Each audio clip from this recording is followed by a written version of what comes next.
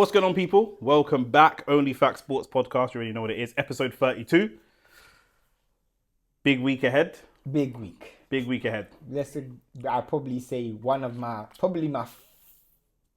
the best weeks that I've had this week for just sport, period. Yeah, we've got the big card in Saudi coming up. We're going to talk about that. We've got the North London Derby coming up. We're going to talk about that. We've got Arsenal have back-to-back.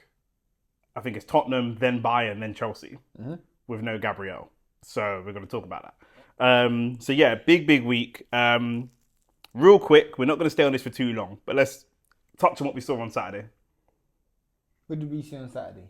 Ben Eubank. Right. Yeah, it was Saturday. Yeah. A lot's happened, didn't it? It feels like longer away. Facts. To be fair, I don't even know what to say about that, bro. I was kind of underwhelmed. You know what I want to talk about? I want to talk about how Ring Magazine have just ranked Conor Benn within the top 5 in middleweight. I find that a bit mad. He fought someone he wasn't even a contender for a world title. Won. And bro, I saw Conor Benn and Shakur. Did you see them going back and forth? They were going back and forth before this fight. Before the fight. Yeah. And then after Ryan the fight, Garcia. I saw him say, Conor Benn... he called out all the names, Shakur, Ryan, Devin, Brian Ullman Jr., Tio, and all of that. And he was like, Shakur, you couldn't sell out my living room. And I'm like, Conor Benn, when we talk, forget money. Let's talk about boxing. You've won nothing, bro. This is a former Olympic silver medalist, freeweight world champion, and you got talk for him. Why are we allowing elephants to beef with ants, bro? You're being very naive. No, what I'm doing is I'm trying to set a certain precedent where if you ain't won a world title, in the words of Oscar De La Hoya, if you ain't won at least 3 world titles, don't talk, bro. Talk. You're trying to marry a single man with 5 youths by 5 baby dads and then still some discipline in the house. It's too late. It's too late. The ship has sailed. I mean, in the same week that we got Jake Paul talking spicy to AJ. It's gone. Yeah. It's gone. The sport is gone. Do you know what I mean? Just enjoy the ride. Do you know what I mean? You meet a single mum and she's got one amount of youths. Just pipe it, double strap and move on. Do you know what I'm saying? Just move on. Like, just don't tell me nothing about her personality and all that. Man, I don't want to hear that. Just move on. Do you know what I'm saying? Because them days are gone, or them days are gone for now. It could go back the other way. But if you're Conor Benn, why would you? When you go back down to 147, you're probably going to struggle to maintain power. He already wasn't knocking people out post PED at 147 anyway, which is his main skill set and athleticism. I think Ryan Garcia makes the most sense. For the most money. I just didn't understand why Ryan Garcia is not so brazy. Because it's sales. All he brings to the table is commercials. That's all he brings. We know that when Jake Paul faces off against AJ, we're going to talk about that later in the show, but we know that Jake Paul's going to talk crazy to AJ. He's probably going to come out with a banner of AJ on his head top. Because Jake Paul doesn't bring any boxing legitimacy. Bivol and Beterbiev is going to be the deadest press conference ever, because they don't need to talk. They bring elite level boxing. Facts. We saw Anthony Yarde versus Benavidez. It wasn't dead. It was We're seeing the face off. Yeah. We saw it, and it was very respectful. It wasn't dead. It was actually kind of what I want from them, but it was pretty respectful. But we bring top level boxing, so we don't need to do all the extras. I don't really want to talk that. Well, in fact, let's just say what's the future for Conor Benn and the future for Chris Eubank, then get into the actual card itself. Yeah. I don't really want to spend too much time talking about Conor because Chris Eubank finished. Man's just turned into Prince Nassim. Prince Nassim's my guy. Do you know what I'm saying? Finished. You know, you should have been finished a long time ago. What's he done since Prince Nassim told him to finish? 2 Smith fights and 2 Ben fights? Yeah. Other than Money in the Bank, he could have finished. Yeah, facts. Do you know what I'm saying? So it is what it is. He didn't win anything. No. And both of those are 1 win, 1 loss. Yeah. So they're neutral. Do you know what I mean? So he doesn't even have a winning record over the opponents. So Prince was right. Just finished. Conor Benn, I don't know, maybe 154. A lot of people, for me, if it's 154, then you're definitely not winning a world title. 154 is harder to win a world. Bro, Virgil and Boots ain't got a world title. Well, this is the thing. I was watching Simon Jordan and that, and they were disrespecting, saying like 154 for me is a better chance to win world titles and and I was just like, the way you lot are disrespecting these people. They don't know about boxing, bro. The way you lot are disrespecting these people. You named Virgil Virgil's not got a world title. Neither does Do you know what I'm Boots. saying? Virgil and Boots ain't even got world titles there. It's so mad. And not only do they not have world titles there, that's not even politics. It's partly politics, but they're not taking the world title fight to that level. Especially in the case of Virgil. Yeah. Virgil's, I think, #1 contender for Fundora. He could have taken that fight. He could have spent. Conor Benn against Fundora. Literally. Come on, my bro. Conor Benn against Barkram. Okay, nah. What are we doing? What are we doing here? There's no, like I say, the thing with Conor Benn is he's chasing commercials. Sometimes, I've said before in life, I don't want to get too philosophical, but I will. There is something to not making too much money too quickly. And what I mean by that is, you have made tens of millions, arguably, kind of, from a boxing perspective, undeservedly. Facts. You now don't want to make less than, say, £5 to £8 million for a fight. None of the world champions at 154 are going to generate that kind of money for you. None. And you can't generate that money on your own. You've generated that money, but you've generated it with Chris Eubank, right? And with the drama of his dad and all the kind of the egg slap and all the rest of it. You can't do that on your own. And you ain't doing no funny business with Fundora and Barkram because this is going to go bad for you. Yeah, facts. Do you know what I'm saying? So you're going to have to go and fight a Ryan Garcia to get that kind of money. Yeah. And then which means you're going to have to shred down to 147, But which means Ryan you're not going to be doesn't the even same. have a belt neither. But he's not chasing belts. Ignore the belts. There are no belts. Do you know what I'm saying? He could win out. He could. Here's a question. Could he possibly beat Barrios potentially? No, but this was leading me to my next question. Does he take a financial pay cut? Fight, because this will tell me what his mindset is. Take a financial pay cut and fight Crocker or Barrios, or as you said, those guys ain't gonna generate the revenue that a Ryan will, or fight Ryan, because that will tell me whether you want a world title or you want money. Maybe he takes Crocker and then fights Ryan. But we'll see what he does next. Crocker doesn't generate a lot of money. It's going to be such a step down. And in boxing, while your name's hot, also, like, if you're Conor Benn, do you risk it? Because if he wins against Crocker, but it looks ugly, or he doesn't win, potentially he doesn't win, then it's super ugly. You've lost tens of millions of pounds. Facts. So what's the point? Do you know what I'm saying? So I think that he might just go for the money.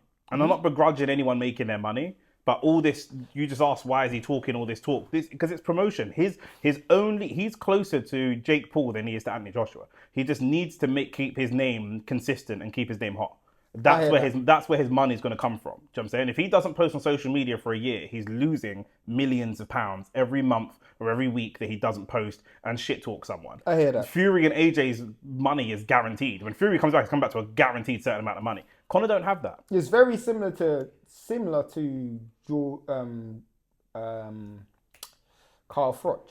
Yeah. Where Carl Froch, even though he beat George Groves, he needed George Groves because George Groves is what generated that money for him. He even says it now. Every time he says, I sold out, he always says, we sold out, or I sold out with George Groves. He knows that he didn't set it out on his own. Of course, because there's a reason why he won that fight and retired. Yeah. He didn't want to fight Andre Ward again. Yeah. He didn't want to move up to 75 and fight Kovalev or Stevenson. He knew that this was the financial pinnacle, and I refuse to go back into a training camp unless it's at that certain price point. Yeah. So Conor Benn is probably... Especially to lose. Exactly. But then Crocker, I don't know how much of a risk he is. I don't know. I think depends on how good Conor Benn is at 47, bro. And if it's a competitive fight, they'll be home cooking. I know they're both home fighters. Yeah, I know what you mean. Do you know what I'm saying? If we know what will happen if it's a competitive fight. But I don't think he can afford to... He'll be losing money. Even if he wins the fight and it's 7-5 on the judges' scorecards or something like that, he's losing money. 100%. But anyway, this Saturday we have proper boxing. Proper. As Rance called it, a palate cleanser. Do you know what I'm saying? Facts. So yeah, we got real boxing. We are going to be live for the whole card from Bam Bam Rodriguez all the way up. We don't consider that little man Saudi fighting the real card. So I don't. Yeah. Do you consider it the real card? Nah, definitely not. I don't want to see no Saudi fighters, bro. I mean, any Saudi fighters that have not earned it. Yeah, of course. Do you know if you eventually become world level and all of that, then or even if you look promising. But yeah, I'm kind of done with that still. Let me get the card up. It's like you said. It starts with Bam Rodriguez. Go on. Tell you the card in my head. So it's Bam versus Puma Martinez. For me, like this might be the second consecutive year Bam Rodriguez might be fighter of the year, bro. Yeah. Because this, and I'm gonna just say it, Bam Rodriguez is incomparable in any sport. any sports person that you want to compare him to, you can't compare him to. Because I think to myself, normally you have a guy who starts their career, specifically in boxing, and then they build themselves up, and then you got the big names that they try to build the fights for, and then they fight them. He's already fought them. Do you know what I'm saying? Like, when you think about Rung Vasai or Estrada or Sonny Edwards is not so much a pound for pound, but Rung Vasai and Estrada, they will go down as all-time great flyweights. And he beat Even Sonny was a very highly regarded, especially at the time. High level. Yeah. He didn't age the best, but he was a high level guy. High level fighter at that time. He beat them so early in his career that you look at the landscape and it's like, raw.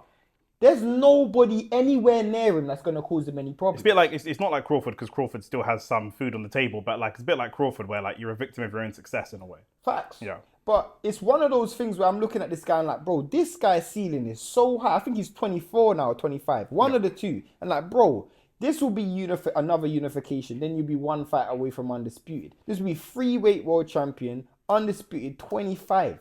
And I'm like, bro, it's not even that. Like, Devin obviously was undisputed earlier, but Devin was undisputed with still so much food left on the table. You look at, once he becomes undisputed. Kind of a strategic undisputed. Yeah. Yeah. We look at when he becomes undisputed, there's literally nothing left. You're going to have to invent. People who talk about a new way moving up to fight, a new way and all of that. I'm like, bro, you're having to invent challenges. He's only 25, bro. This guy can comfortably fight for another 15 years. Yeah. Comfortably. Man said 15 years. I don't know about 15. Bro, he'd be fighting. How many fights do you know until 40? I mean, he lives the life and stuff. Maybe He's a smaller guy as well. So that once that speed's gone, but he's got 10 years. He's got 10 years. Minimum 10 years. He's got 10 years. Easily. Minimum 10 years. He's got 10 years easily. Yeah. And what? He's already 22 and 0. 10 years, another 30 fights. We're looking at a guy who could beat Mayweather's record, bro. Yeah, yeah. Do you know what I'm saying? This is what I'm like, bro. This guy's ceiling is so high. Yeah. And obviously, it's not even just the fact that he's winning. He's knocking man out, bro. Yeah. That's what is just so. That's why they're making the Inoue comparisons. That's why they want to see that. But I don't know about that. It's early, and it's going to be a big jump. It's going to be a massive jump. But bro, let's say Inoue fights Nakatani. And Inoue beats Nakatani. I wouldn't mind seeing Bam versus Nakatani. I think that fight's going to be in Japan. Inoue versus Nakatani. I think that fight will be in Japan, which would be a massive fight for the people in Japan still. Yeah. But I want to see where this career goes for Bam still. I want to see where it goes. His ceiling is so high. Obviously, he's with Robert Garcia, Virgil, and a really good stable of fighters. But where his ceiling is right now, and I'm glad he's got a taste of the Saudi money. But if I'm Eddie, and if I'm looking at the landscape of Mexican boxing, Canelo is gone. You need someone who's gonna be to step in for the Cinco de Mayos, the May in September. You know when Canelo's always got those. Can he do that though? Does he have the personality? Does he have the creme de la creme that the je ne sais quoi? I should have said that in Spanish, but I don't know. I don't know, but I feel like he's worth taking the gamble on, because when you look at Mexican boxing, I feel like you think about Virgil Benavidez, they're unlucky. They're unlucky because they're in a division where they probably aren't the best. Virgil, he might lose to and they both moved up, right? They both moved up to bigger divisions. Divisions where they might struggle in. Whereas I think for the next 5 years, the most consistent fighter that will come from Mexico, hands down, will be Bam. Yeah. But we will see, bro. Does Martinez pose any threat to him whatsoever? He's undefeated. Another undefeated guy, Bam's fighting, but no. I think he'll be a different style of fight though. Because you see Bam using the southpaw stance, he fights a lot off the front foot using angles. He's obviously going to fight a lot more in this fight on the back foot. Yeah. Because Puma's going to have aggression. But other than that, I don't see that. And Robert Garcia proving to you that he again is a top coach, because I know you've been dubious of him in the past. No, not him. Maybe you're getting confused with Canelo's Canelo's coach. What's his name? Reynoso. Eddie Reynoso, that's Robert's a top coach, bro. Robert's been in the game. I know why you said that. Because when he was with AJ, I didn't like the connection with AJ. When Robert worked with AJ, I didn't like that. But not because of Robert, because of AJ. I felt like Robert's used to fighting guys like Maidana. Very technical sound. But heart. They got heart in it. They got that. Well, they're Latin. Exactly. Yeah. He's not like Mikey Garcia. These men they got that. AJ, I just never, you know what I'm saying? And they're probably in the gym expecting him to have it because he's bigger. They naturally expect. yeah, I mean, like you wouldn't look at Bam Rodriguez here and AJ up there and expect this guy's got more heart than that guy. Do you mean like it doesn't make sense? He's the biggest guy in the gym. You clearly expect him to have the most heart, and then it just don't. Yeah, it don't work that way. But Abdullah Mason, someone that you've touted for a long time. Sam Noakes. Not as much as flipping Nathaniel. Yeah, the shout out to Nathaniel. We've got a regular viewer. Obviously, they're both from Ohio, right? Yeah, facts. So he's team Mason. I think he wants to bet me some dough for this fight, so I might put a little $10 on a cash out bet with him. I think if if I was you, I'd probably more look to bet William Hill blood. Yeah, it's going to be longer odds. Yeah. Their money's going to stretch further. But I do think Sam Noakes does have a chance still. I mean, like he's obviously we've seen it before with British boxers, and when they step up. My opinion with British boxing and where it's limited is from a technical, fundamental perspective. If you go into a gym and you can knock people out, and Sam does have Sam Noakes from he has real knockout power. And I've heard some reviews of Mandem from the roads that he can knock man out. Do you know what I'm saying? Even away from the ring. So.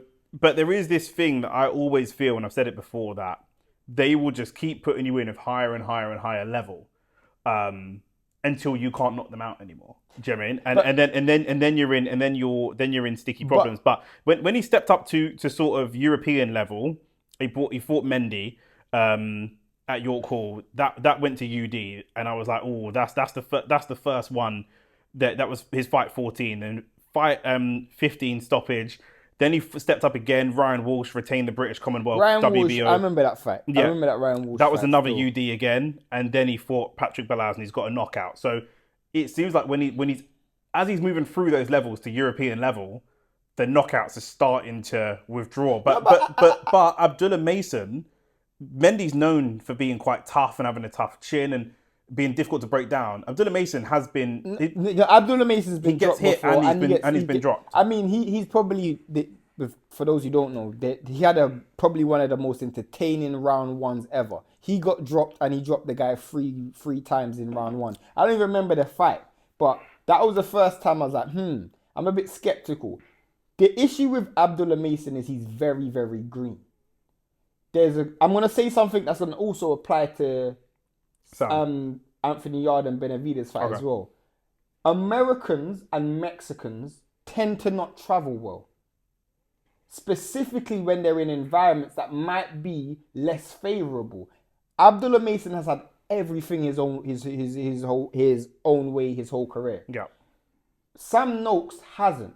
Sam Noakes, and even if he has, it doesn't make a difference because in this fight, he's not the one that has stuff to lose. Because when I'm saying he's not the one with the technical advantages. He just has to do what he has to do. There's nothing you can really do to change the fight. Abdullah Mason has the ability to make this fight really easy, but knowing him and knowing his mindset. Devin Haney syndrome. Exactly. He wants to entertain. Oh, Devin Haney. I don't know if it's the same Devin, but yeah, but he wants to entertain. And I feel like this fight, because it's in Saudi, because he's fighting a puncher, because he's fighting someone who don't know how to lose, I feel like Sam Noakes has a decent chance of winning. And I'll say maybe 35% chance, but it's lack of experience. You can actually probably take him out of his game plan, you're saying, Abdullah Mason. You can take him out. If you're fighting someone like, even Crawford at times, you can take him out of his game plan, he's just better. But if you're fighting someone else that's just, I don't know. Bivol. Yeah, Bivol's the best example. You're just not taking him out of his game plan. Exactly. This is not going to happen. You don't care about entertaining. You don't care about none of that. He's just going to do what he does. And Abdullah Mason is so young. He's so young that these situations... There's no doubt Abdullah Mason has the skills to beat Sam Noakes. Fact. He's the favourite, and he's a favourite for a reason. Sam and his older brother Sean, shout out to Sean as well, they were in the gym with Shakur, and they asked him and said, Abdullah Mason, what do you reckon? And they were like, mate, you guys have got no chance. Of course, you've got no chance. I mean, and like I always say, it's one of the things, again, bringing it back to Anthony Yarde, that I didn't really like about Anthony Yarde, and I don't dislike him as a person, but steel sharpens steel, and you want to be in the gym with the best people. And Abdullah Mason being in the gym with top boxers every day, and Sam probably being the knockout puncher and maybe even the best boxer in his gym is not actually the best thing for you at a certain point. I agree, and I'm by no stretch of the imagination, by no one stretch of the imagination, am I saying I think Sam Noakes is going to win. Yeah, I don't think that, but I do feel like a lot of people. There'll be windows of opportunity. There will be. Can't write him off. I think it's all down to the inexperience of Abdullah Mason. Abdullah's been dropped by people that don't hit as hard as Sam. Facts, and he also. But he's got up off the canvas. He has the experience of getting up off the canvas. You might not be able to put him down once and finish him. You might have to put him down. There's a viewpoint that if Yarde can put down Benavidez, does Benavidez get up? We think Abdullah Mason probably gets up, but if you put him down twice, put him down 3 times, who knows what that does to his spirit? He's under the lights, right? And for me, I will never forget when I saw Raymond Ford go over to fight Saudi and fight Nick Ball, and I just thought, or Fulton. Fulton went to Japan. Fulton went to Japan. Yeah, like, and for me, I always think like certain fighters, you have to be mentally. Obviously, I think Raymond Ford, he was a bit unlucky with Nick Ball. Fulton's a better example. He just got ironed, and I only he's a generational talent. But for me, Americans doing this travel, they don't travel well, especially. I mean, they don't really travel, period. But I think that there is something to be said for traveling to Britain, where in the world, of all 180 countries that are in the world, however many there are, Britain is fairly close to America. Culturally, very, very close to America. Do you know what I mean? You can get a Burger King, everyone speaks English. And also, you may have, if you are a certain type of person, a certain type of American, maybe not for some stereotypical black hood Americans, being really stereotypical, no offense, but a lot of Americans may have actually had some experience of coming here at some point recreationally. Of course. Do you know what I mean? But whereas you probably haven't. If you're Abdullah Mason, when the fuck would you have ever been to Saudi Arabia before? It's also the fact that it's a fight week. I told you, there's not a fight week vibe in Saudi. Yeah. So when you're in America, it's fight week. When you're in the UK, it's fight week. You feel the fight week. So you're almost buzzing when you go. And fight week at home as well. Like if you're an Abdullah Mason or a Boots where you fight at home, I think Boots will really struggle, possibly the worst with that, because like I say, we've seen Virgil travel different parts of America. There's still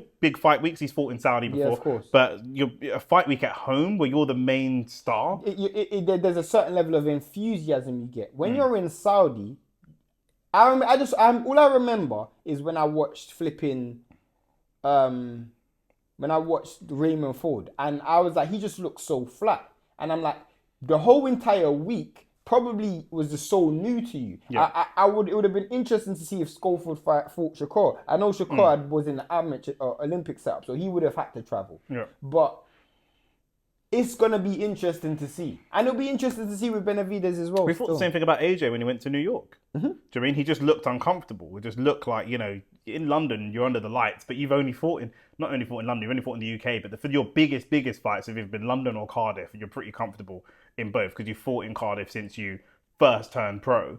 Do you know what I mean? And then to go fight in New York, suddenly it was just a different experience. Do you know what I mean? And like you say, he had the same pressure where he could have outboxed Ruiz, but he chose to go for a power knockout, and a highlight reel knockout. Wilder had just ironed out Brazil the week before, and we all thought, what's AJ going to do in kind of response to that? Abdullah Mason doesn't have, a direct opponent knocking out somebody the week before in the same way, but he is still in that ascendancy where he's trying to impress. Do you know what I mean? And, of course. And he's in a gym with well-skilled people. He's probably looking at people like Shakur, as technically good as he is, and still struggling to get pay-per-views or still struggling to get headlines, and thinking, I need to do something different here. I can have that level of skill, but I need something a bit different. I need a bit more. Remember, he's got to try and impress Turkey as well, isn't it? Yeah. Everybody wants that Turkey money, so yeah. And then on to your boy, Devin. I mean, battle of the fathers again. All I'm saying is, and I'm going to say this on camera, you guys better make sure Devin doesn't win. Make sure. I've got a list of people that I'm going to cook.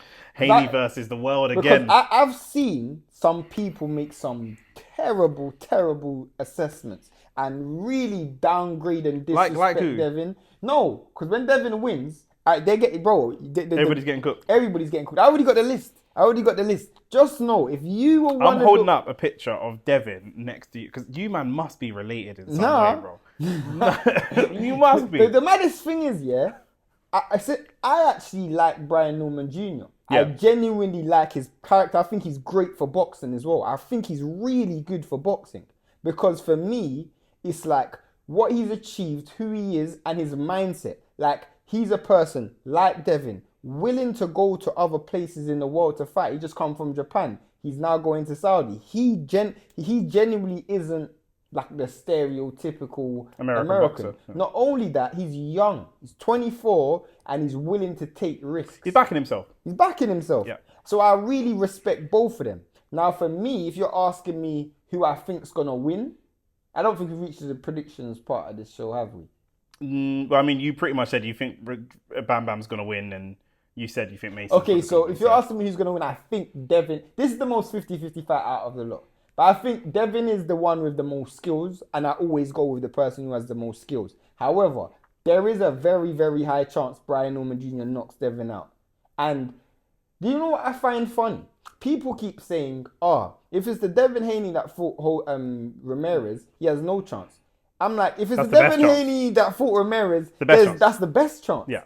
We're hoping it's not that Devin because it's boring. But that form of Devin, you ain't going to touch him. This is my thing. I don't know how long it takes before Devin gets back into a scrap. I just don't trust him. Like, he's similar where he shouldn't. This is the problem with the PEDs thing with Ryan Garcia, and this is why Devin sued him for battery, and this is where people are laughing at Devin, but Devin's absolutely right for doing what he did. Devin's having to now change his entire game plan and change his entire style to rebuild back the fan base. Because what he did to Ramirez, he could do against everybody. Everyone. He could do against everybody. But man are going to say he's boring. He's going to lose a lot of paydays. It's going to financially impact his career. So he's going to start getting into fights he doesn't need to get into repeatedly to give people entertainment that they don't necessarily need. For him, that's the long-term impact of what's happened to him. I agree. Do you know what I mean? So, I don't know. Does Brian Norman hit harder than Ryan Garcia? Yeah. But he's not faster. He's significantly slower. Yeah. And I feel like the issue was the speed. It was the speed that caused, Devin. People kept saying, Devin's fighting someone who's younger than him for the first time or stronger than him. Yeah, that might be true. But he's not fighting someone that's faster than him. When he fought Ryan, that was the first time he fought someone. Devin relies a lot on speed. Ryan's faster than Devin. Yeah. Maybe not foot speed, but his hands are significantly faster than Devin's. So if that isn't the equation in this fight, then I can't see why people see this Devin and Ryan and Devin and Brian Norman Jr. is the same. And I feel like a lot of people keep overlooking is Devin got up every single time. He didn't get knocked out in that fight. Yep. So I think you said it when we done a video with Rants. You can see Devin winning but getting dropped. I can see a world where Devin gets dropped as well. But I feel like the worst thing for Brian Norman Jr. is to drop Devin and not knock him out. If you drop Devin and Devin's hurt, and Devin just decides to run for the rest of the fight, you can't win. You know what I'm saying? Yeah. So it's one of those ones where when you do have him hurt, and when you do have him rocked, iron him out. Yeah. Knock him out. You might want to drop him. This is going to sound really obvious, but you want to be dropping him early in a round. Because then, so you've got space left to finish him off, and not knocking him. There's almost no point knocking him down, because now we've seen that he can get off the canvas 3 or 4 times. Brian Norman Jr. hits harder than Ryan Garcia, fine, but Ryan Garcia does crack. Do you know what I mean? Like he hits significantly. He hits with significant power, and we know that Devin can get off the canvas. You fought. It can affect your mental health, but you fought someone on PEDs overweight, and they still couldn't knock you out. That, to me, I'm taking a bit of a moral victory from that. Do you know what I'm saying? I agree. It's difficult because obviously the world, social media, but And I just don't understand. This is what I want to see, yeah? If Devin wins, I don't want anyone to say Brian Norman Jr. was a bum or he wasn't ready. He just had knockout of the year. But you know this is how people are. But then it's pointless. There's no point saying it because they're going to do it. But everybody is picking Brian to win. Everyone's picking Brian Norman Jr. to win. People wanted to see. Do you know what this reminds me of? This reminds me of when I see man on Instagram that aren't from the roads, random people that work in banks and estate agents and cleaners talking about street shit. And they'd be like, bro, did you see this gang member chase my man with a knife and my man ran into the corner shop? And what are you talking about? Do you know what I'm saying? Like, this is boxing. This is life. Like, these things happen. Like, I don't know nobody that just stands there and says, yeah, stab me then. Do you know? Man are going to run. Like, it don't make no sense. Man wanted to see Devin as food. They wanted to. They're looking for reasons, but they were already looking for flaws in his game. But once he lost, it's like, this is what they were waiting for. But They're not allowing the narrative to go away. But this is why it's funny, because when Devin fought Regis, the same things they were saying about Regis, because you can go and watch the videos, the same things they were saying about Regis, he's going to knock him out, he's got power, all of that, and they were saying that in the Regis fight. As soon as Devin won, Regis was washed. He was finished. Brian Norman did the same thing in his on the Ring or his own YouTube channel, whichever one it was, but they were like, he was like, what, his resume is trash, like who's he fought, like who's he ever fought, and they were like, Loma, and he was like, yeah, but he was old. Okay, Linares, like, yeah, come on, Linares, he's not a Hall of Fame guy. Like, then it's like, okay, Regis. Then at Regis, he's like, Regis, is he? And I was just thinking about Brian. All these men are better than your resume. You know what I'm saying? Like these men are better than your resume. The maddest thing is, if Devin wins, you're gonna be another person who's a nobody. Yeah. Crawford was saying that about Canelo. Crawford was saying, you said I ain't fought no one. But when I win, they're going to say I ain't fought no one. Yeah. Do you know what I'm saying? They were saying the same thing. In the lead up to the Spence fight, people were saying Crawford hadn't fought anyone at 47. Then when he beat Spence, they said the only person he beat is Spence, and that was after the car crash. Literally. And then now he's beating Canelo. Canelo was old, he was past it. Yeah. This is why I don't like certain... We see when people chase greatness, they have to find something to pull them down. And if Brian Norman Jr. wins, more power to him. You know why? Because Brian Norman Jr. is a good fighter. And for me, people feel like the reason why I'm such a Devin Haney fan is because of the Ryan backlash. I don't like Ryan Garcia. Him winning was not good for boxing. If Brian Norman Jr. beats Devin, it's good for boxing. Because Brian Norman Jr. is a young fighter who's willing. He'll go and fight world champions. I'm saying Ryan Garcia does not represent the sport that I love. So if Brian Norman Jr. wins, more power to him. I genuinely will say more power because I want to see him win as well. Like this is one of the scenarios where I wish there wasn't a loser. Obviously, I'm going to go with Devin, but for me, I feel like there needs to just let Devin win, and I promise you, Nick ain't gonna. If you're gonna watch the live, we're gonna be live for this fight. If you're gonna watch the live, If Devin wins, there's no for 5 minutes. Don't comment. Is it even for 5 minutes? Don't comment. Is it even you more don't talk? Nobody talk. Let me talk. Is it even more so if Devin wins by stoppage? If Devin wins by stoppage, bro, I'm telling you, if you're not watching this, if Devin wins by stoppage, or even if he wins, as long as you don't win like Ramirez, if he wins, even then, Nick don't speak, no one speak in the comments. The level of cooking that people are gonna get, because bro, True Geordie brought out a video and he titled it "The Biggest Coward in Boxing." Devin Haney, the biggest coward in boxing. That's what he said. You know what Eddie Hearn said? Eddie Hearn said Devin's not in boxing for the legacy anymore. He's only in it for the money. This is what people are saying. The same Eddie Hearn that manages Conor Benn. Tim Bradley said this guy's washed. He's finished. He's a coward. He's getting knocked out. If you listen to the way Tim Bradley talks about Devin, if you want to say he's washed and he's finished, I don't agree, but we could have an argument. But if you want to say like he can, like when AJ had lost to Ruiz, and it was like, he can only win fights by like jabbing and moving around, it's kind of boring. To call him a coward is like, in boxing, to call anyone a coward is disrespectful. The video's out, bro. Like there's no. He took the Brian Norman Jr. fight after he got knockout of the year in his first fight at 47. Boots moved up to 54 and had an idiot fight. This guy's first fight at 47... Virgil just had an idiot fight. Facts. His first fight at 47 was Brian Norman Jr. who's just got knocked out of the year. How is that cowardly? How is that cowardly? Yeah, I don't he got knocked down 3 times against Ryan, and he still kept coming forward. Yeah. How is that cowardly? This is a man... A lot of men won't get back in the ring after that. Who, when he became undisputed, I think this is when I realized I really had to rate this dude. As a voluntary defense after becoming undisputed, he fought Lomachenko. When he beat Lomachenko, and people would say he lost or won regardless, he offered Shakur Stevenson a fight for undisputed in his first fight. How is this cowardly? Then he offered Tio a fight as well. He offered Tio a fight. Yeah. Tio turned the fight down with Turkey. That was this time. Yep. Tanks turned the fight down because he said, that's your boy. Remember the video? So how is that cowardly? How is that cowardly? Yeah, that makes sense. It doesn't make any sense, bro. So, bro, this is a guy who's shown me at numerous occasions he's willing to fight the best, bro. I can't hate on that. Yeah. I can't hate on that, bro. Yeah. But yeah, the dads were going at it still. Yeah.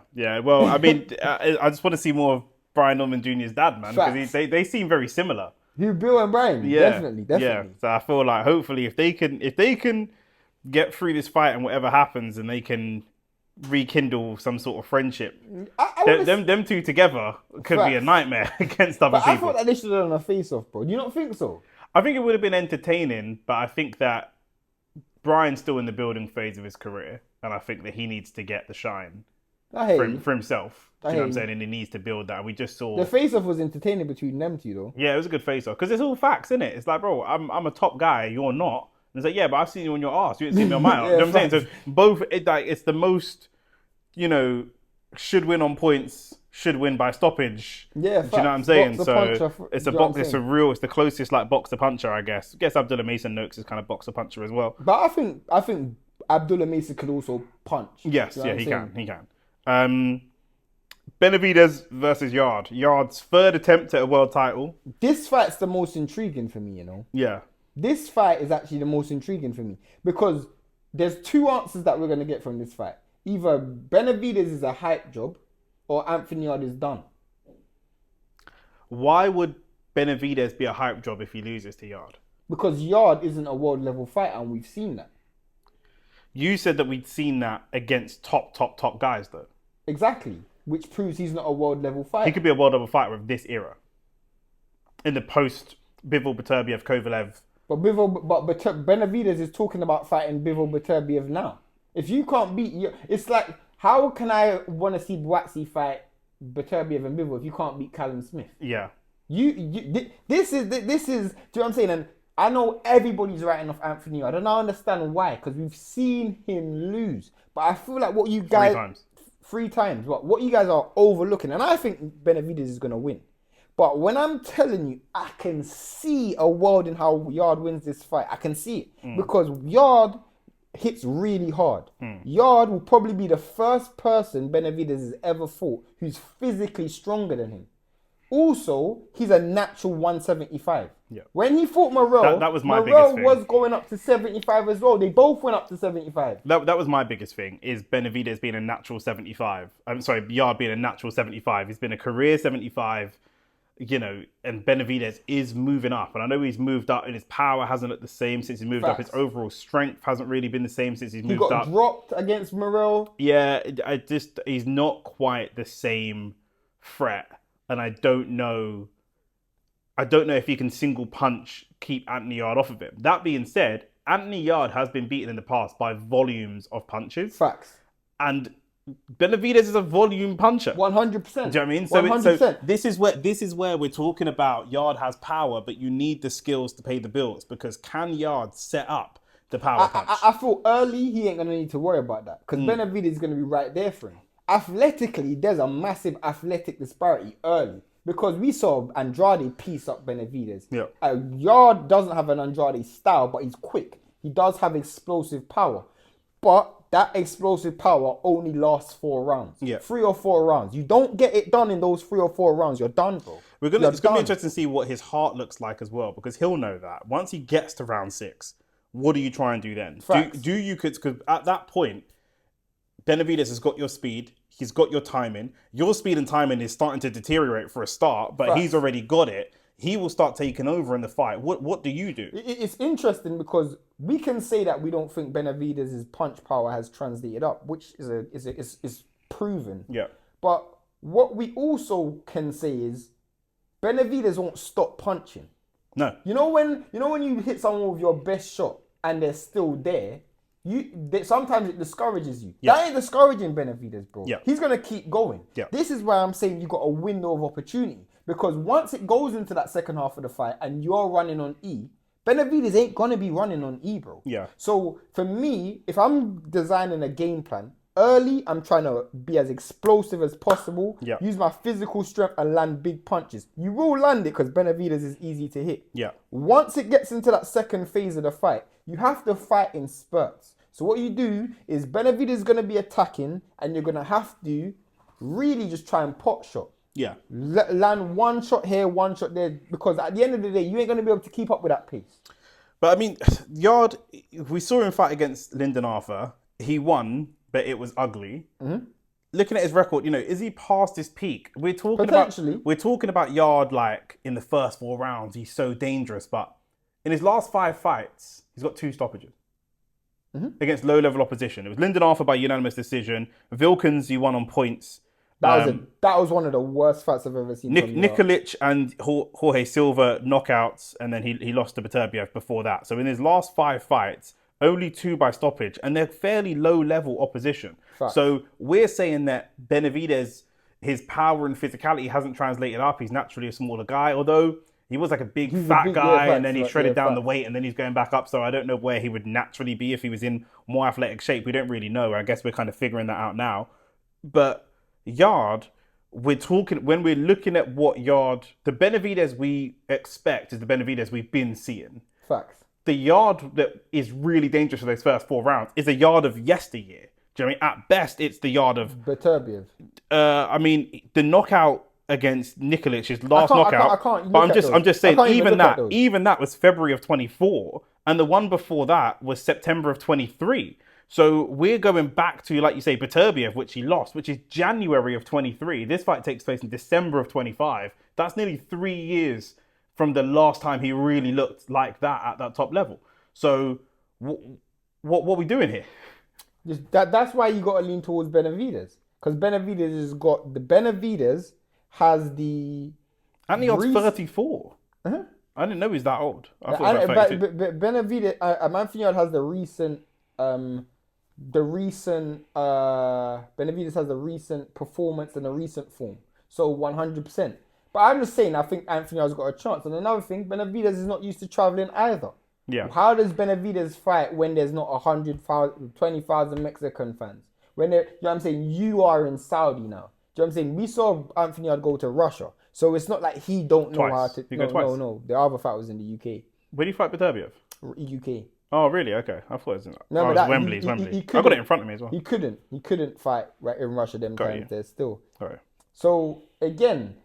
Yarde is someone who's used to that. He's traveled before. These are small little experiences that you can take, but I feel like safe money. He traveled once. He traveled once and he lost. But it was a world title fight. No, granted, I give him. But I'm not looking at him the way I'm saying. When I'm looking at someone else who's like a traveling fighter, like Brian Norman Jr. has come back from Japan, Usyk, whatever. He's got one fight in Russia in 2019. That was 6 years ago. There's credit to him, but that was 6 years ago. The next fight was in Spain, and then everything else is in the UK. But Benavidez, pretty much when he fights, he's literally in front of a home crowd every single time. That's fair. Yeah. But again, we're looking at Yarde to draw an experience from 3 years ago, performances from 3 years ago, an experience of traveling from 6 years ago. Do you know what I mean? Well, that's what happens, and this has been the problem for Yarde his whole career. And you alluded to this before about management. I feel like going into the Kovalev fight, you thought nobody's and fought Kovalev. Going into the Beterbiev fight, you fought Lyndon Arthur and fought Beterbiev. Going into the Benavidez fight, you fought Lyndon Arthur and fought Benavidez. For me, you spoke about this before. Where is the fights in between to lead you up to the world title shot? Yeah. That, for me, you're learning on the job. Yeah. And for me, if you lose to Benavidez, you're done, because there is no rebuild after this. Yeah. Like, I feel like Beterbiev was a step up from Kovalev, but Benavidez is a step down from Beterbiev. You should have learnt your lesson. Alright, cool, you didn't learn the first time. The second time. The third time. This is the third time you're going for a world title fight, and the third time you've literally done no prep. Where, as you spoke about before, where's the Joe Smith Juniors that you should have been fighting? Where's the Marcus Browns you should have been fighting? Smiths. Where's the Callum Smiths? Where's the Boatsies, Craig Richards? Where's these guys that's going to build you up to fighting at world level? Yep. Do you know what I'm saying? We don't see that. So I feel like that was a valid criticism that you brought up on the other day. But it's also that he doesn't want to do it. That's the thing. He's not... AJ has shopped around for coaches. AJ has looked around and tried to find something that maybe it didn't work, maybe it didn't work with Garcia or Abel Sanchez or whoever, but he's shopped around, he's looked for things, he's added people to the team, he's taking people off the team, he's trying different things. AJ will look back on his career when all is said and done and say, I did everything I could. I did everything I could. And he overachieved. And he did do everything he could. Yarde will tell himself that, but I just don't agree. And it's not up to me, it's up to him. But I feel like Yarde rolled the dice in the fights. Yes. But you didn't roll the dice in the build up. You know what I'm saying? Like, I'm only willing to do, there's a saying like, you're something like, you can't, what is it? Like the results you're looking for in life is in the work you're not willing to do. Do you know what I mean? You're only willing to do what you're willing to do, and then you're capped at what you're willing to do. Do you know what I mean? I run my own business. I've had friends say to me before, can I get into your industry? I say, yeah, come meet me at the office at 8. And they go, 8? It's a bit early, man. Can I meet you at 10? You've already failed. It's the first hurdle and you've already failed. Do you know what I'm saying? Because if you are not willing to look at your own team and look at your own, where's the development? This is what I'm trying to say. Does Yarde look better? We're going back to the Sergey Kovalev loss where we say he looked really powerful in the first 4 rounds and then it kind of died out after that and Kovalev took over. And then does he look better than that now? No. That was 6 years ago. How have you developed from when you were 20, what would it have been at the time, 28 to 34? You've got no better. Do you know what I mean? If you want to say, okay, he was only 28, blah, blah, blah. If we go back before that, he's not really developed. He just did what he did. He could knock people out in leisure centres, and as soon as you step up, that's it. You're gonna but lose. the step up was just ridiculous. Yeah. Step up is ridiculous. Yeah. Travis Reeves to Sergey Kovalev. Royal Albert Hall to fight in Sergey Kovalev in Russia. Yeah, Do you know what I mean? They're honestly prepare to fail in it. Do you know what I mean? But that's in your management, and at no point people have been telling you because you've addressed it in interviews. People tell you all the time. Your gaffer's getting criticised. What do you say? We're comfortable. We eat the same food. We're close friends. This is not. I'm loyal and all of that. This is loyal. This ain't a bashment dance. This is. Do you know what I mean? Like, man, no one asked you that. Do you know what I'm saying? Like, this is you're loyal to failure. Do you know what I'm saying? Because you failed at world level 3 times. Like, this is what you're... And the issue is, I actually like Tunde as a person, but this isn't about personal emotions. I've never met him as a person. I'm just reviewing you as a coach. Do you know what I'm saying? Like, I'm just assessing people I've met Tunde a few times. Yeah, you know him personally. I don't know him as a person. Do you know what I'm saying? But you can... And also, your coach, I've said this so many times, your coach should not be your manager. I agree. Even low-level boxers. Low-level boxers, like Dave Allen, does not have the same coach as he has manager. The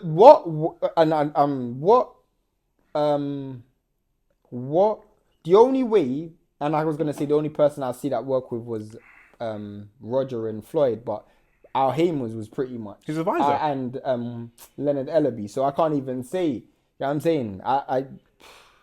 Your coach, just one man's got too much power. And also, it's not even someone who has experience of doing this at the world level. Facts. This person has no other world champions. You haven't gone to Robert Garcia and said, can you be my coach and manage my career? You have, this is somebody who's not done this before. Also. This is someone who's never done this before. But even... And why I agree with you is because I looked at fighters like Eddie Ray. I look at people like Eddie Reynoso, who's a coach and a manager. And I feel like I've seen where that's gone wrong. For me... There are good examples and bad examples. I see more bad examples than good examples, bro. I see more bad examples than good. You see it with dads. When dads manage and train their I mean, obviously with Bill always brings in a trainer. But a lot of the time you see a lot of dads manage and train their sons. And I feel like Eubank Junior and Eubank Senior, I feel like at some stage, you're going to need to take some control of your...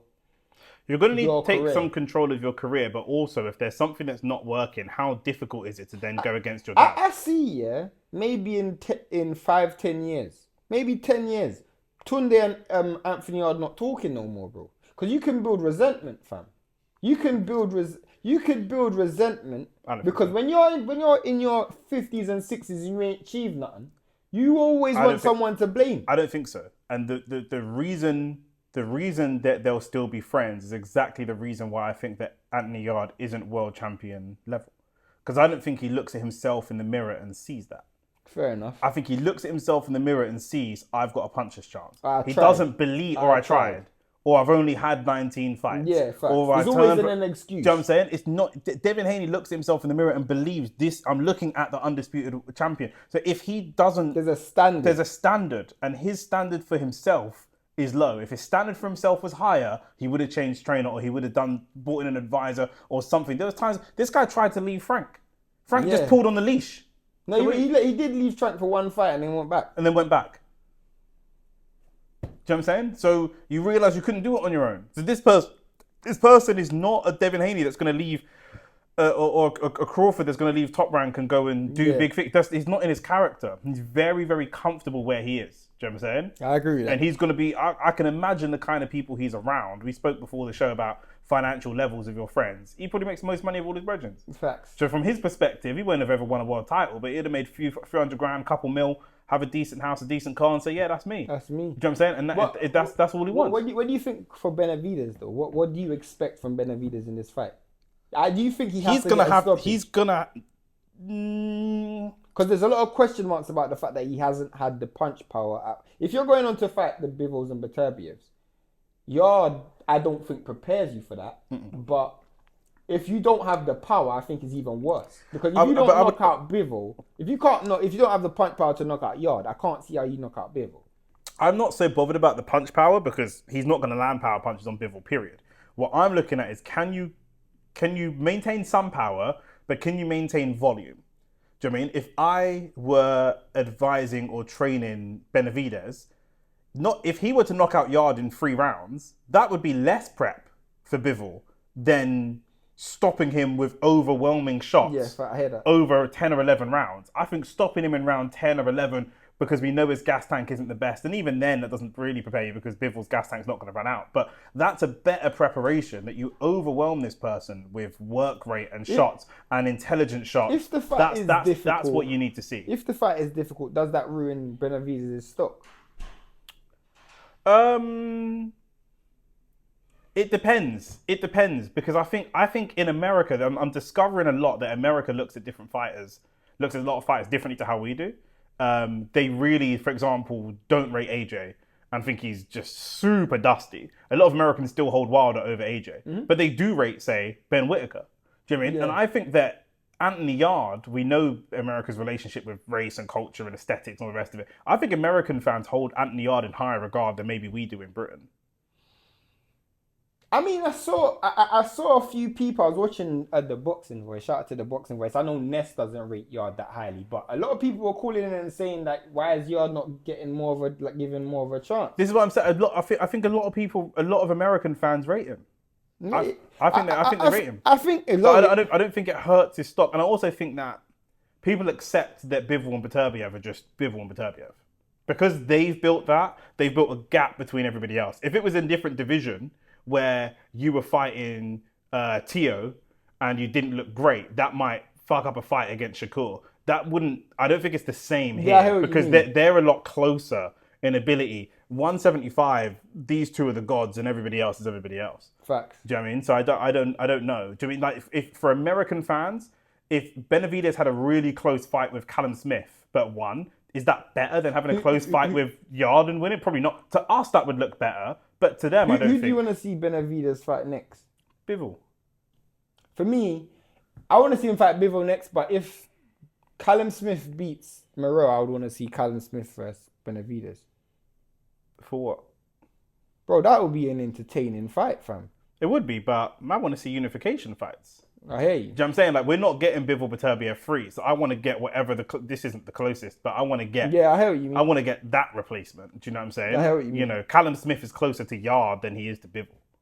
No, he's the best Yarde. Do you know what I'm saying? Yeah, I hear you. You know, and that's the thing. Like, this is where Yarde should have probably even fought Boazzi earlier in his career. You lot were trying to make world. You should have seen 5 years down the line that we've got Bivol and Beterbiev, and you man ain't winning no world titles. Bro, you know what I'm saying? You're not winning this like Isaac Chamberlain and Lawrence Okoli. You man might as well fight now. Facts. You know what I'm saying? And then take all that experience. Facts. Let Usyk leave. Yeah. And then you can go. You know what I'm saying? You can go do what you're doing. You could even he could have been the one that just fought Callum Smith as good preparation to go and fight Benavidez or move through the levels in some way. Do you know what I'm saying? Instead, there's a chance that we get Yarde and Boazzi coming off of both losses. Facts. Well, he'll beat Zach Parker still. Oh yeah, I forgot he beat Zach Parker. But that where But even still, and was that a even win? still, Was that a win? that's the closest I've ever been to believing in God in my life. Do you know what I'm saying? So, but yeah, getting Buatsi off of that horrible Zach Parker robbery and then getting Yarde off of a Benavidez loss. Yes. Ugly. It's so ugly. Do you know what I mean? So Callum Smith nearly retired 2 years ago. Yeah, facts. And still might be the best British 175. I would actually say he is. Do you know what I mean? Anthony Yarde's fighting on Saturday, so let's see. No, do you know what I'm saying? But other than if Anthony Yarde loses, there's a good shout that Smith said, like you said, you want to see Benavidez against Smith or Benavidez against Smith against Yarde. But yeah. if Smith beats Morrell, he's the best British 175. Facts. And this guy nearly retired. Literally. Do you know what I mean? This guy was fighting, other man from the last generation, and he's still here. Yeah, do you know what I mean? George Groves and them, man. He's fighting George Groves and that. Do you know what I mean? It's crazy. So yeah, I don't know, man. This card is going to be insane, though. We're going to be live for it. Yeah, we're going to be live for the whole thing. It's gonna be intense. And if Devin Haney wins, then boy, you man don't make. I'm just saying, if Devin Haney wins, bro, just tune in. You lot have been supporting a lot of our lives recently, so a thank you for that. Continue supporting the lives. But yeah, when Devin Haney wins, pray to your God that Devin Haney loses, innit? Because I'm going to be unbearable. I've never been shameless before. I would actually say this, yeah, other than when Crawford beat Canelo, but I always knew that was going to happen. I knew Crawford was going to beat Canelo. It's so obvious. I've never ever wanted a fight to happen. Like if Ryan fights Devin, bro, I'm going to be unbearable. That's the only time you're going to see me as an actual boxing fan. True, but if Ryan legitimately beats Devin, you might be in tears. I genuinely, the thing is, I can accept Brian beating Devin. I can accept that. I don't dislike Brian. I dislike Ryan. I dislike Ryan. So yeah, for sure. Obviously, the one that was announced, Jake Paul versus AJ. We did a live about it, but we got to talk about it again because it's just. I was going to say, do you want to check it? Yeah, good, you're good. It's just, the story's just unfolding more and more and more and more. I feel like... Hatman was saying that AJ might be weight drained like we saw against... Nah, I watched that video. I was like, Hatman, I'm not going to lie, bro. I'm not going to lie, bro. Shout out to Hatman as well, I watch Hatman all the time, but I was like, Hatman, I feel like you're wrong on that one still. Because when it comes to like weight drain, I genuinely feel like you have to understand how easy it is for heavyweights to lose that. Yeah. I'll give you an example. Richard Riakporhe weighed in at 240 pounds on the weekend. Mama was making cruiserweight, bro. And at no stage did I ever feel like, he looked weight drained. I never thought that. Yeah. When he fought Billam Smith the first time, or when he fought, like, I even know when he fought whoever he was fighting, I never thought he was weight drained. Yeah. AJ is going to be fighting at 245, but forget, like, I don't even care about that. The thing that I want to emphasize, because Nick brought it up and I've done some real good digging and thinking. So there's a few things. People are wondering, why did Jake Paul take this fight? And the reason he took this fight is, in fact, I'll let you explain because you're the one who came up with. I said that, Netflix would have put a lot of money into the promotion and the deal with Tank. With a company like Netflix, they've only got a certain amount of dates, they've only got a certain budget, and the Tank situation would have left them out of pocket a lot. Netflix also don't have the sporting experience that maybe a DAZN have, or even Adam Smith when he was with Sky. So they really wouldn't have known. If I was a Netflix executive that knows about sports, I'd always predicted there's a good let's build some contingencies, because there's always a chance that this falls through, right? When Dubois fell through, Bacoli was on standby automatically, or whatever the case may be. They're not experienced in this. So once that contract is signed, their contract is with Jake Paul. Facts. MVP. They're not in a contract with Tank. Nope. Do you know what I mean? Jake then signs a contract with Tank. Do you know what I mean? An MVP signs a contract with Tank. So Tank can leave that contract. Not can, but there might be some financial stipulations, but he leaves that contract. MVP then are on the hook for this money. Facts. And they got to make... If we give you... They got to make these man's money back. Facts. Season 5 of Stranger Things is coming out either today or next week, Wednesday. Can't remember which one it is. This does plan months ahead of time for a company like Netflix. Months ahead of time. They can't just move the fight to this date. They got shows coming out. They've got Literally. if they got some of their show, remember a lot of their content's licensed. It's not their Exactly. content. So It's not as simple if they've as got you said Peaky with- Blinders dropping on the 19th, then it has to drop on the 19th. Facts. That's the contract they got with the BBC. So they have to They have to stick to these They have to schedules. stick to these schedules. They need Facts. to. And I like you were saying, I feel like it was a decision where they said, you know what, you have to fulfill a certain name that hits this criteria. 'Cause 100%. this is how much money we're giving you. Yep. And you've signed the contract for X. Now the issue is, people keep saying, "Oh, why choose AJ? Oh, maybe he thinks AJ's washed." No, he didn't choose AJ. He tried to get Ryan. He tried to get Ryan Garcia. Oscar said no. So I want to ask you, look, this. Name me a fighter who has the same commercial value as a Ryan Garcia or Tank. AJ Fury. Those are the only two. Do you know what I'm saying? Those are the only two. Canelo Canelo, but Canelo just fought. Canelo just fought. So you can't, you know what I'm saying? Yeah. It I'm has to just be naming the someone names, who's yeah. ready right now. Yeah, that was the other thing as well. It's in a month. So you need someone. It's currently the 19th. It's 1 month from today. And Canelo's got to deal with Turkey as well. Yeah. So what's a standard boxing camp? 12 weeks. Normally. 12 weeks. That's 3 months. This fight is in a month. So you are catching AJ unawares in terms of fitness. Now, AJ, as we know, physically is a man that stays in shape. Facts. So whether he's fighting fit or not, allegedly he's coming off of an elbow injury, which I just don't believe in the first place. But this guy stays in shape. Do you know what I mean? It's not a big baby Miller who's going to have to shred weight or someone like that. Bacoli, oh, Jesus, do you know what I mean? So, or a Dave Allen or someone like that. Do you know what I mean? But there is no other name that's going to generate that kind of money. So when people are saying, "Oh, AJ," that's available outside of their contract, all of the different variables that would go into that. Jake Paul, whilst he may have a lot of financial, he has a lot of financial pull. He has an exclusive deal with Netflix. Yeah. He don't have contractual pull. Literally. Do you know what I'm saying? The contracts are tighter than the money he generates. If you do not hit the benchmarks that we give you, then when we look to renew your deal, then do you know what I'm saying? What then? He can't go and get a shit fighter. He has to get a big name. So people are also saying it's like Dubois. It's a bad example because Dubois was fighting for a world title, but it's like Dubois pulling out of the Joseph Parker fight. Even if he didn't want to fight Usyk, he now has no choice. You've cost us money. We're not paying for you to fight Bakoli. Do you know what I'm saying? A good example is this week. Virgil, after the Boots fight, after he fought Lubin, when he was face to face with Boots, he went to the press conference and said he wants to fight Spence. The Zone said, "I'm not putting up money for Spence, bro. No. You're fighting Boots. You can fight Spence for 50 pence. Do you know what I'm saying? You could fight genuinely. You could fight Spence for 500 bags, or you could fight Ennis for 3 but mil. that 500 bags ain't coming from me. But it's not coming from us. You got to find someone else to generate some revenue for you. Yeah, I'm not paying for that. No. So that's why I feel we have put you in this fight for you to show off your skills, specifically to build. We might have even paid for Ennis's flight to come over here. Facts. We've built this up. Do you know what I'm saying? So there's no way. Yeah, I'm not making a loss of. No. No, we're not doing that. No, we're not fighting no Spence. If I've just given you money to fight Lubin, some idiot fight, cool. But I know I'm doing this at the back of this. I ain't putting up no money for that. No. And it's the same thing with Netflix. Netflix put money up for Mike Tyson. They then put money up for Julio Cesar Chavez Jr. They took a loss on that. Just double check. They took a loss on that. They ain't taking a loss again, bro. Netflix, how did you work out that they took a loss? Because I saw the purses and I saw the go. You can see it. You can see how much money they generated from the gate and from the actual subscription. But they might. How do you know they lost money on subscriptions? Did more people join?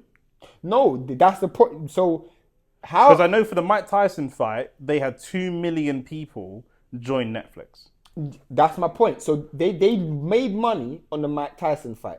They then paid Jake Paul based on that. The Chavez Jr. fight did not hit their benchmark. So then they had to go and get someone of a certain level of credibility. Tank, right? The Tank fight generates a certain amount of revenue. However, I don't know if you knew this, but the Tank fight wasn't doing great for ticket sales. It wasn't doing that great for ticket sales. Of course it wouldn't. Tank is not a global superstar outside of America. But people knew, just like you knew, that fight wasn't going to happen. Yeah.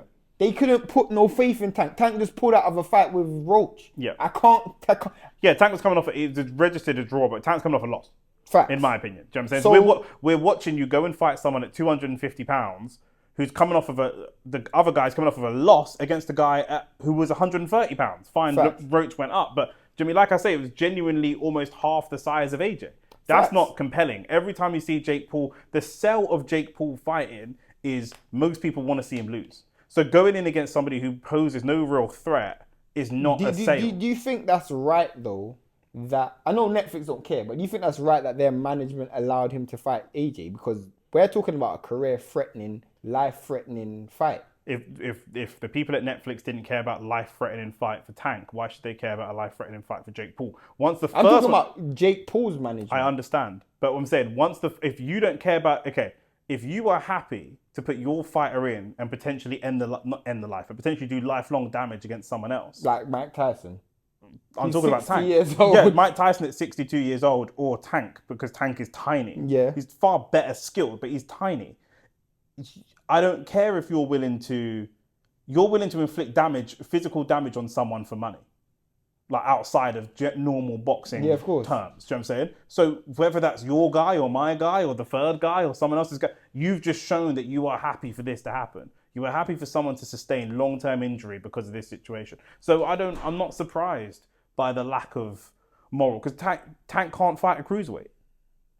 No, he can't. Who would sanction the reason? Do you know why they're doing it in Miami? Why? Because Florida has the most lax rules on bouts that they sanction. That's why his fights are always in Miami. I didn't even know that. You can't get that fight done in Vegas. You can't get that fight done in New York. You can't get that in Saudi. You're not getting that in the British Boxing Board of Control. You're not getting sanctioned. Do you know what I'm saying? They're not sanctioning it. Florida is very, very lax. It's the most lax on I didn't actually know that. That's one of the reasons that they do these fights in Miami. I didn't actually know that. I know New York are mad strict still. And at the end of the day, now he's had professional boxing matches professionally. He's a professional boxer. He just happens to be he's just like Conor Benn. He's just an overpaid professional boxer. But that's what it is. Conor Benn's going to go and fight Garcia and make more money than Boots and Virgil are going to make. But that's the name of the game. He's a celebrity. So it's no different to me. Do you know what I'm saying? If Jake Paul wants to fight anybody, so long as he can make the weight. I don't have a problem with Jake Paul fighting Tank. If they could both meet at 160, then they can fight. But Jake Paul, that's not what would have happened. Tank has no history of putting on that kind of fight. Tank is avoiding people at 130. But yeah, man, I'm disappointed still. I'm disappointed. Disappointed in who? I'm not disappointed in AJ, and I'm not disappointed in Jake Paul. I'm disappointed. In fact, I'm not even disappointed. I'm lying. I'm not even disappointed at all. If there's anyone I'm disappointed with, it's the boxing public. A lot of people are criticizing AJ. It's not the boxing public though. There's no such thing as the boxing public. There's the boxing fans, and then there's the public. If boxing fans never heard of Jake Paul ever again, I'm not saying I want Jake Paul to pass away. If Jake Paul passed away tonight in his sleep, there was no boxing event anywhere in the world would have a rest in peace Jake Paul thing. That we don't care in the boxing world. No one thinks about this guy until he calls out a fighter or signs a contract with a fighter. We do not think about this person. Mm-hmm. We don't think about him. Do you know what I mean? So it's the general public, and ultimately, like you said, the same way that white people are the primary consumers and buyers of hip hop music, non-boxing fans are the primary buyers of boxing content. Fact. So we as boxing fans are at the behest of what they do. It's the same thing where foreign fans generate more money for the Premier League than English fans do. Just more people that watch Premier League outside and they have subscriptions and stuff. Yeah, of course. In India, they've got a £7 a month Premier League subscription. You watch all the games, all the 3 o'clock games. So Prit Pow in India watches more Premier League than me and you because we can't get 3 o'clock games here. And plus there's a billion people in India. And there's a billion people. Do you know what I mean? So if half of the population buy the thing, that's 500 million people. That's what?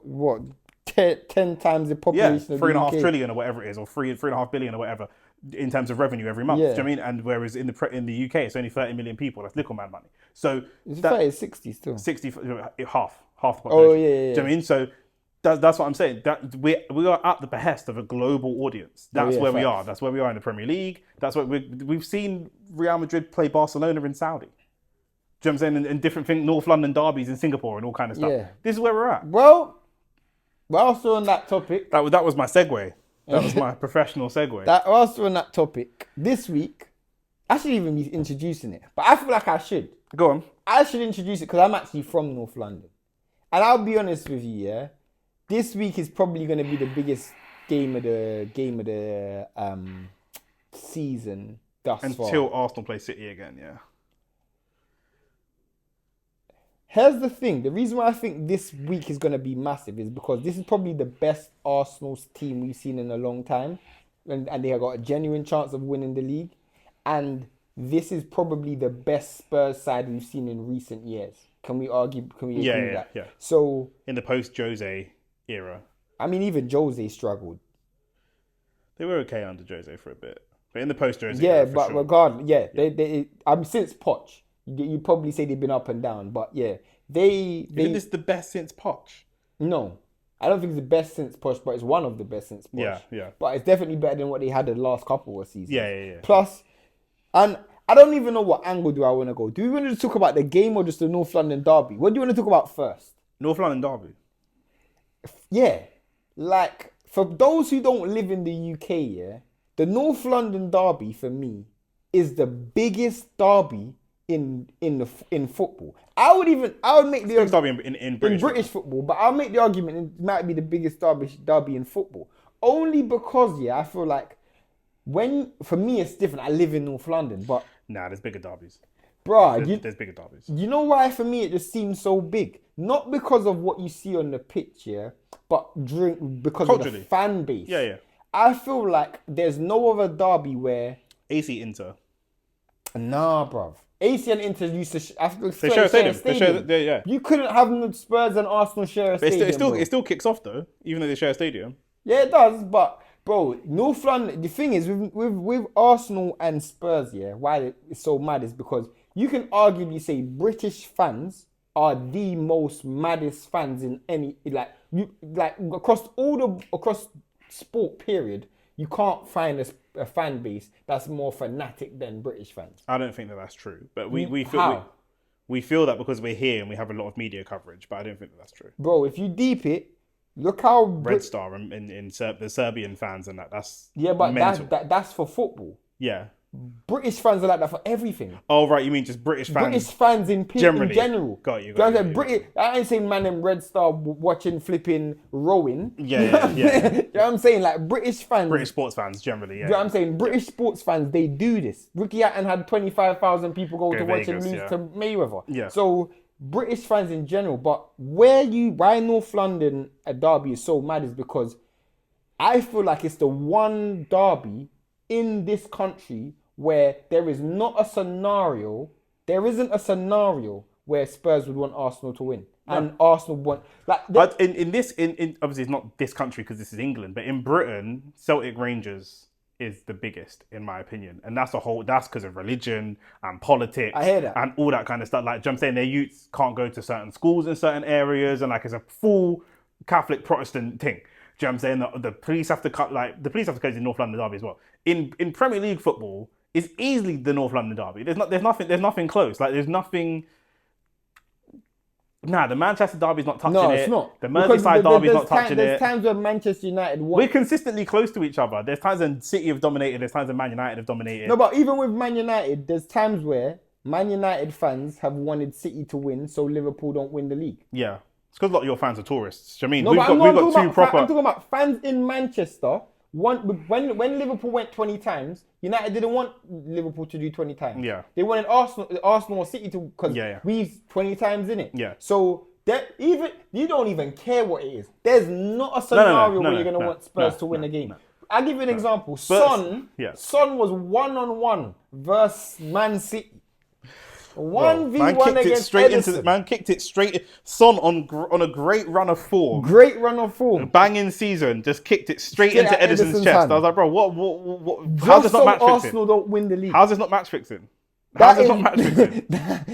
How's this not match fixing? Like these men would rather lose. They would rather lose. Oh, for sure. I asked. For sure. If Tottenham win nothing all season, but at the end of the season they let Man City smash them 10-0 for Arsenal to not win the league, they'll celebrate. They'll celebrate every goal. Facts. If it was us and City on matched points and it just come down to goal difference, they would celebrate every goal. I'll tell you the maddest thing. I know Spurs fans that said they would rather get relegated than see Arsenal win the league. Yeah, 100%. When Spurs won the Europa League last season, Arsenal fans were more vexed than United fans, bro. Yeah, 100%. That's how mad this Yeah, 100%. rivalry is, bro. It's 100%. mad. That's why I'll never forgive Amarim. That's why I'll never forgive Amarim. I'll never forgive Amarim for that, bro. I'll never forgive Amarim for that, bro. For making certain people happy and see, nah, bro. Nah, bro. You as an Arsenal fan, explain your hatred towards Spurs. They have a hatred towards us. When I was a kid and I started supporting Arsenal when I was young, I didn't even really know how much they hated us. But they are obsessed. My friends that are Tottenham fans, when the fixtures come out, they just look for Arsenal. That's the first thing they circle. Do you know what I'm saying? Like, they hate us. Like, you know, there's a whole documentary, a little mini doc on Copper 90 I showed you before called about rivalries and stuff like that. Look at the Arsenal one and stuff. Like, you know, it goes deep. It runs Football very, fandom very... is so popular right now as well. Like, you think about like AFTV, Expressions. Even like general celebrities, right? We're seeing like Saweetie and Lotto and like American celebrities turning up and who's got the streets. And Arsenal, obviously, we're known as the culture club. A lot of people don't like it. A lot of football purists think like, you man do everything well apart from win trophies. You man got the best kits and and those guys. And I get it, but like, we're the culture club. Do you know what I mean? Like, the fact that we've been able to pull, I'm not a big fan of like celebrities and stuff, but the fact that we've been able to pull genuine fans from America and other places around the world that are big stars in themselves that are not following for the clout because we weren't winning stuff. And it's mad with Arsenal. 21 Savage and Meat Mill, all these men are like Arsenal, Anne Hathaway, Arsenal it's fan. mad because Tottenham... We got some dickhead fans like Piers Morgan as well. Though. Tottenham as a club, their fan base is predominantly white. Yeah. And not very multicultural. Lots of Hertfordshire and Essex. Arsenal is very, very multicultural. And we're a lot London. of black players. Because we're the biggest club in London. No, but my point is, Tottenham as an area is way more black than Arsenal as an area. Yeah, but the establishment of those clubs goes back before Tottenham was a black area.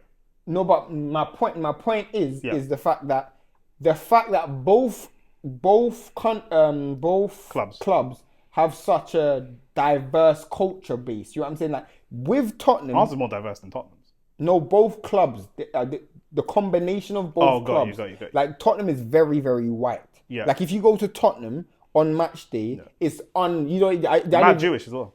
It's mad, bare white people coming up. Where are these people, bro? Where are these guys coming from, bro? You're from Hertfordshire, bro, or Essex and Essex and Bear. I'm like, bro, where are these man? Like proper white people all the way. But a lot of them are old Tottenham people. Facts. That moved out when you all lot moved in. Do you know what I'm saying? So that's what it is. But yeah, bro, like I say, they have a hatred for us, and we just return the favor. We don't think about them like they think about us. They're obsessed with us. Do you know what I'm saying? And like I say, they will spite themselves. If we've seen it, they will spite themselves. Would you spite yourself too? No. My priority is Arsenal winning things. So if Spurs won the league, would you get relegated for Spurs to win the league? No. Fair enough. This is why we're different to Spurs. This is the fundamental difference in Arsenal and Spurs. We focus on us. We focus on what we're doing. They focus on what we're doing. That's the difference. They build their plan based on what we're doing. How does it make you feel that they're European champions and you're not? Barely. But they are. Barely. They are. Declan Rice was European champion. Yeah. But I never said Declan. I said you as a club. Arsenal is not... We've won 2 European trophies in our history.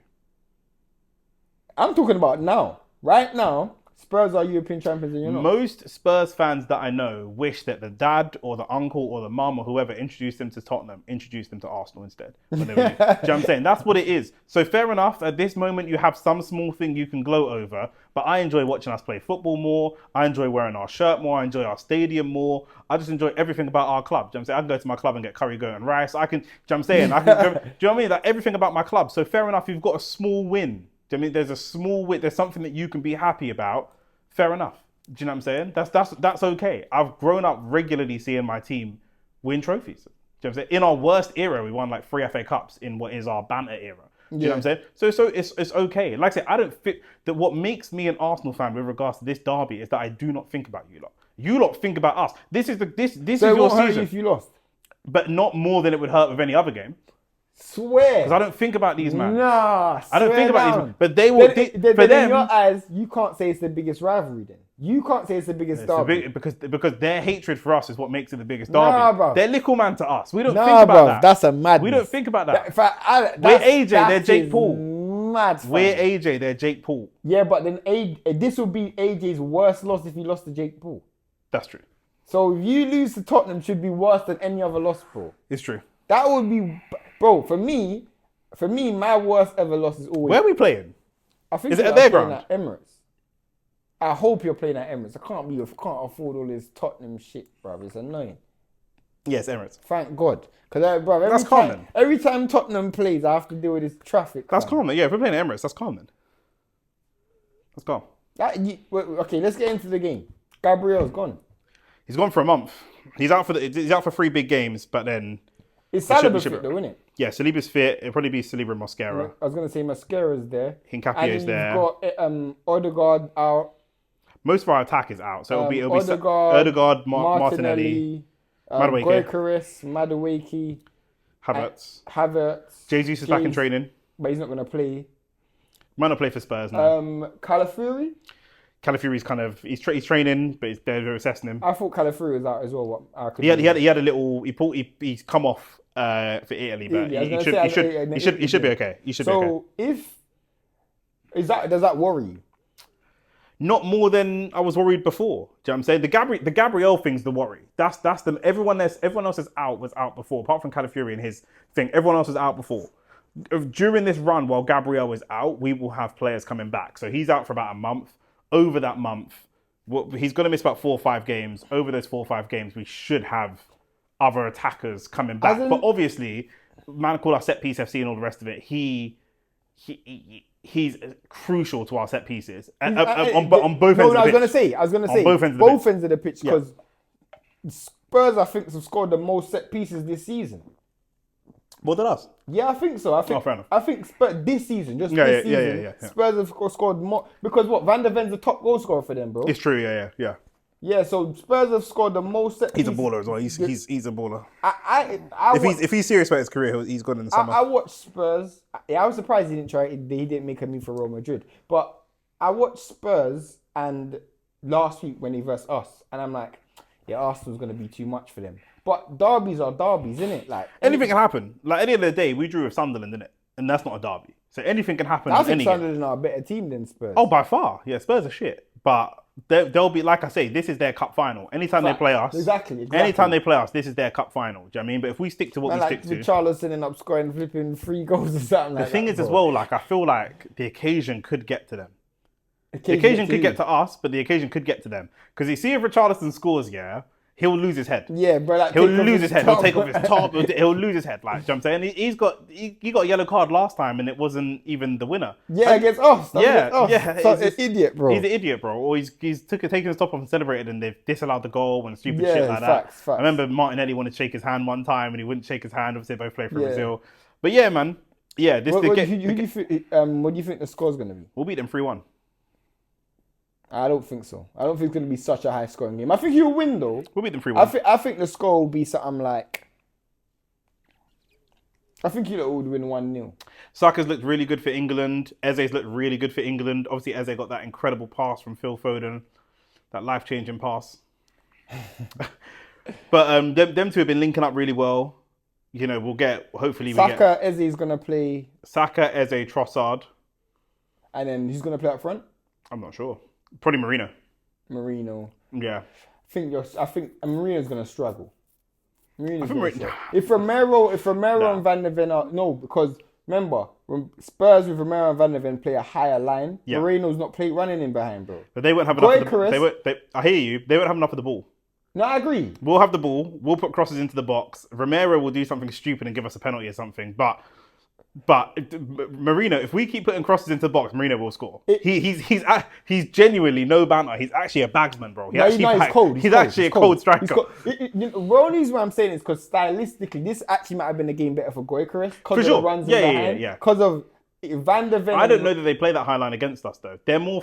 Thomas Frank is more tactically flexible than Ange. When it was Ange, it's just like. But in the second half against us, they played a very high line. But you want to shit though. We didn't lose though. Fair enough, but I'm saying going into that game, the narrative was you lot. And shit. They were at home as well. They were at home. You lot shit, and they recently beat you in the cup final. Them man ain't got no fear of you. Regardless of Probably. how you man Probably- look you're better, probably- fair enough, you turned the corner, but at the Yeah, time... you're probably right. Do you know what I'm saying? Right. Them man are You're going probably into this game thinking, rah, like, okay, we're going into... Do you know what I mean? Fair enough, it's an injured Arsenal. But I do feel like them. I'm more scared of Bayern. Yeah, of course, but I do feel like we're not talking about Bayern. We're talking about Spurs. Then after the Bayern game, we've got Chelsea. It's another derby. I do feel like if Spurs do sit deep, you lot should win the game. Our record of comfortably. London derbies is rude, though.